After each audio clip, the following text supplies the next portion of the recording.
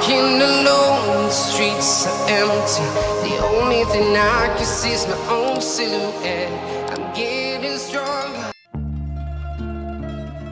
Kejar, kejar, kejar wanita itu. Dia kemarin yang membuat kita hampir kecolongan. Ditangkap polisi, bentak ketua geng jalanan tersebut menunjuk ke arah wanita yang sedang berjalan di tempat parkir, tepatnya di pusat perbelanjaan.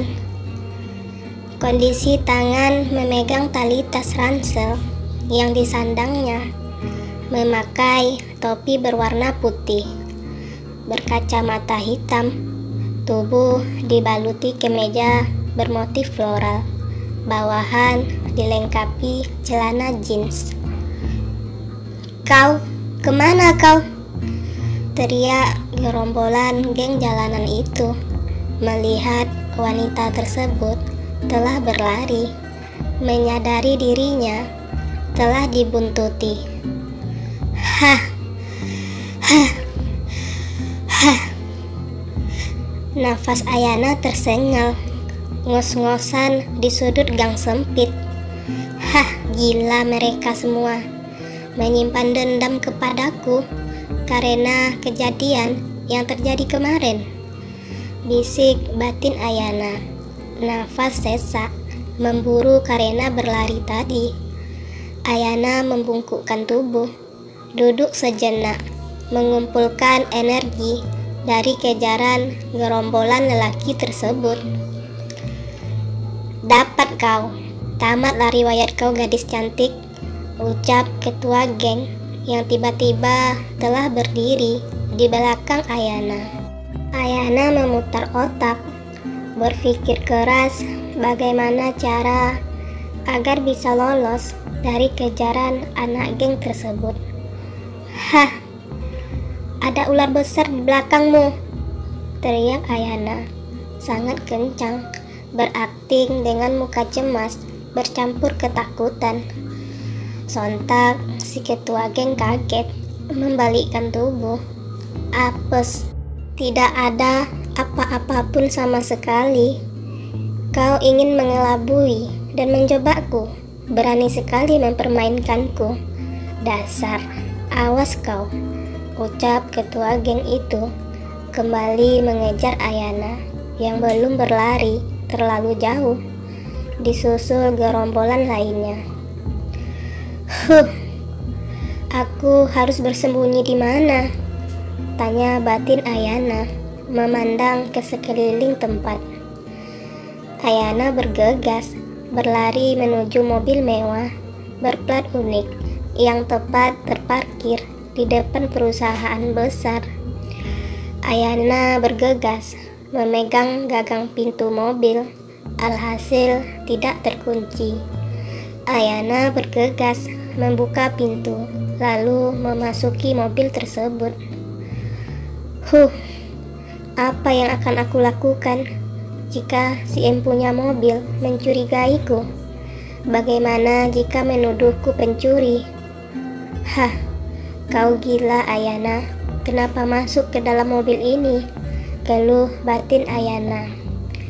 "Hah, peduli amat, yang terpenting kau selamat dari kejaran para lelaki sialan itu," hibur jiwa Ayana lagi. Ayana mengintip di balik kaca mobil yang berwarna gelap.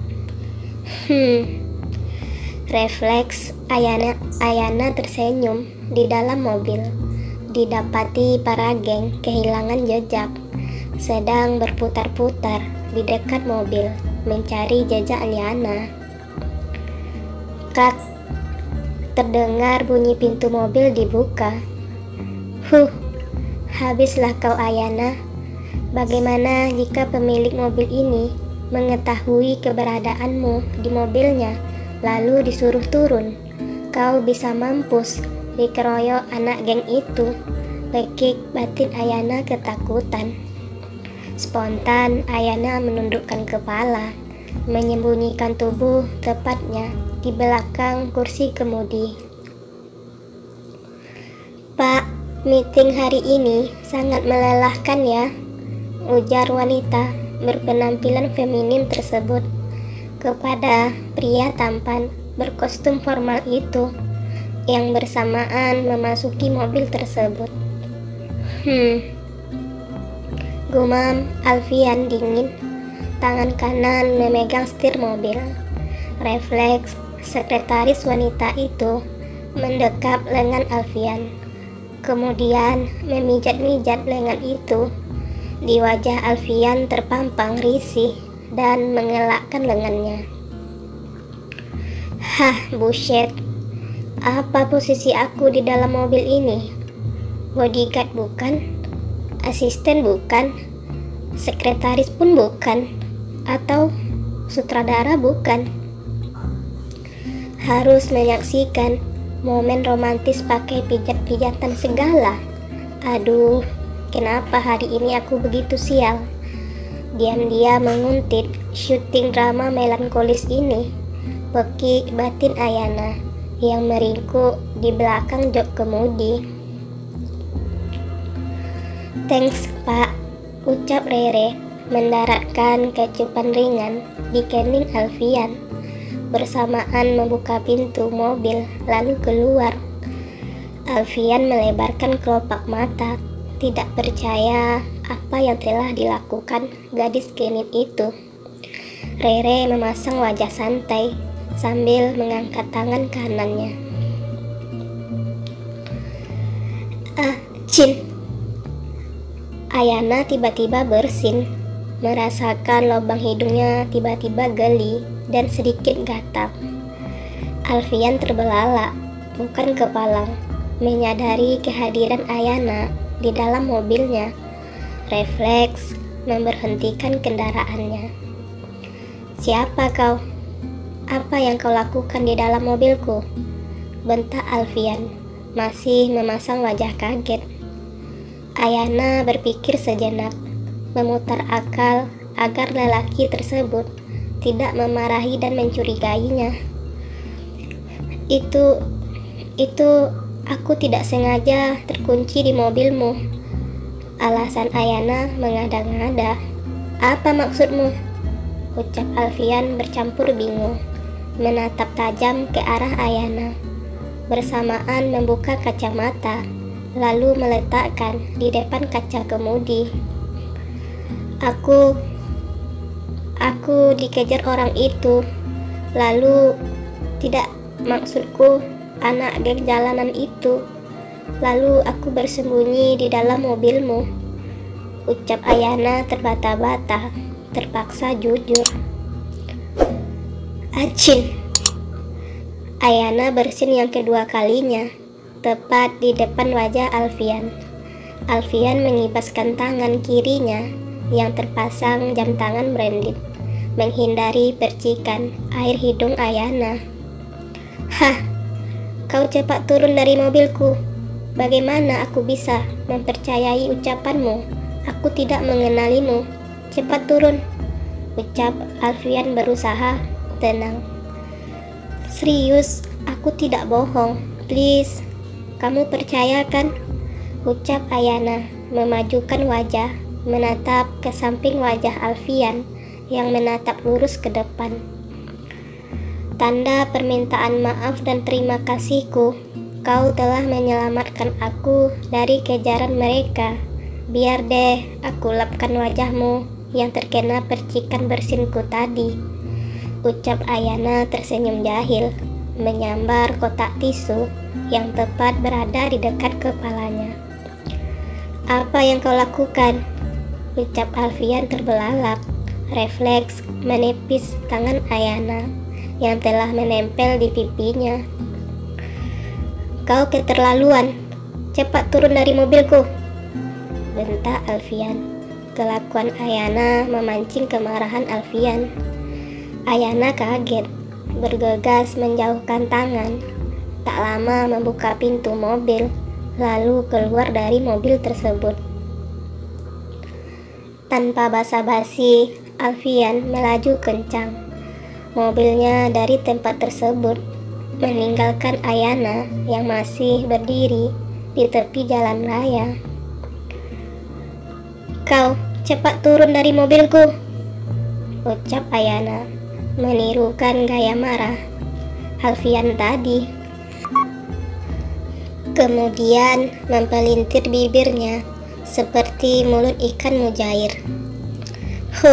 Dasar orang kaya," seenaknya membentak mengusirku, oceh batin Ayana, bersamaan menendang kerikil yang berserakan di tepi jalan. Syukur sekali dia tidak mengenali diriku. "Kau kacamata hitam penyelamat dan pembawa keberuntunganku," ucap Ayana, membuka kacamata tersebut dari sudut telinganya. "Pak, pengunjung hotel kita tahun ini sangat merosot. Dampak dari pandemi ini, sebagian besar omset berasal dari wisatawan mancanegara yang pergi traveling. Ini sangat berpengaruh besar kepada bisnis penginapan kita," ucap seseorang di telepon genggam. "Iya, nanti kau kabari aku rincian keuangan cabang hotel yang lainnya," ucap lelaki tua yang duduk di balkon rumahnya. "Baik, Pak," sahut bawahan tersebut. Tak lama, lelaki berumur 50 tahunan itu memutuskan panggilan. "Pak, aku telah ke kota mencari Tante Lia, namun dia telah pindah tempat tinggal. Aku kangen kepadanya. Tahunya, ketika sudah sampai, nomor kontaknya tidak aktif lagi," rungut Ayana, membaringkan kepala ke pangkuan papanya. Nugroho tersenyum simpul melihat tingkah putri bungsunya itu, membelai lembut kepala Ayana yang kekanak-kanakan, yang suka berpenampilan tomboy, berbanding terbalik dengan kakaknya yang kuliah di luar negeri, sangat feminim. "Iya, lain kali Papa akan mencari tahu tempat tinggal baru tantemu itu," ucap Nugroho sambil memandang sekeliling pekarangan rumahnya. "Pa, aku esok kepingin ke tepi pantai, mungkin menginap beberapa hari di hotel kita. Rindu rasanya suasana laut, sudah lama tidak ke sana," ucap Ayana lagi. "Silahkan nak," ucap Nugroho sambil mengangguk menatap putrinya. "Namun kau pergi harus berhati-hati," Nugroho mengingatkan. "Baik, Pa. Coba kalau ada kakak Rani, dia pasti senang menemani aku pergi," rungut Ayana, bangkit meninggalkan balkon. "Moni, apa kau lapar?" ucap Ayana, memasukkan telunjuk ke dalam akuarium mini berbentuk mangkok, memberikan makanan ikan koi tersebut. Corak warna ikan itu sangat unik, perpaduan warna orange, biru, dan krim. Ayana tersenyum memandangi 2 ekor ikan koi di dalam akuarium mini itu. Ayana baru saja turun dari bus pariwisata, terlihat menarik koper mini dengan tangan kirinya, berjalan menuju hotel yang terletak di pinggir pantai. "Di mana sih anak itu? Katanya janjian ketemu di sini, tapi kok gak kelihatan?" oceh jiwa Ayana. Ayana mendial panggilan di telepon genggamnya, namun tidak ada jawaban. "Sein Hernando Diningrat," tertera nama pengirim pesan di layar handphone Ayana. Ayana bergegas membuka pesan. "Aku sedang di jalan. Kau pesan kamar hotel saja duluan. Lebihkan 1 kamarnya lagi untukku. Ntar aku menyusul. Mobilku bannya kempes. Bye-bye." Ayana menarik nafas panjang, kemudian menarik koper menuju hotel. "Pesan kamar 1308," ucap Ayana kepada pelayan hotel. "Maaf Nona, kami terpaksa menyewakan kamar tersebut untuk beberapa hari ini. Ada pengunjung baru yang datang dari kota untuk urusan bisnis. Kebetulan semua kamar telah penuh. Tidak sopan rasanya jika kami tidak melayaninya dengan baik. Hanya tersisa satu kamar single, Nona." Kamu bagaimana sih?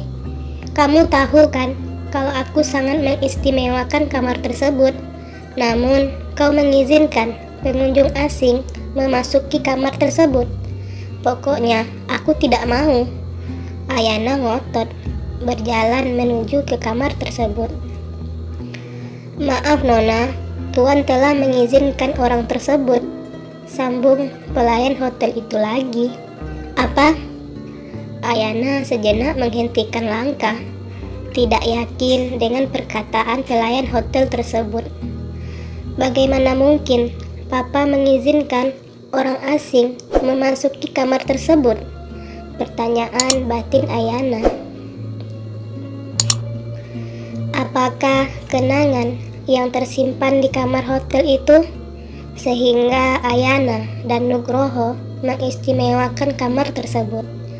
Siapa orang yang telah menghuni kamar tersebut?